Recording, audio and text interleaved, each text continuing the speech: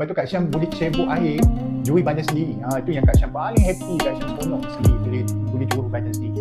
Bukan, Kak Syam ada pergi dekat Ceras untuk buat dekat situ, untuk rehab dekat situ kan. Okay, Kak Syam ada pergi buat kat Ceras, Kak Syam dah buat yang dekat rumah, buat apa semua tu. Dan masa Kak Syam guna 1 bulan itu dengan saya, dari segi perubahan yang Kak Syam share, Kak Syam sendiri pun boleh dapat rasa ringan. Lepas tu Kak Syam boleh pergi kenduri kawan, sahabat baik kawan Kak Syam tu. Dulunya masa tu Kak Syam ada share gambar dengan saya, Kak Syam boleh jalan jauh, tongkat tu ada untuk just nak standby ataupun nak bagi orang kata jaga-jaga untuk tu. Saya ingat Kak Syam masa saya pergi, Kak Syam ni suka pakai baju warna biru. Saya pergi rumah Kak Syam pakai baju t-shirt biru. Lepas tu Kak Syam share gambar pergi kenduri kawan kahwin tu pun Kak Syam punya dressing pun baju biru ala-ala Mat Datin macam tu. Kak Syam cerita kat saya jalan jauh masa tu.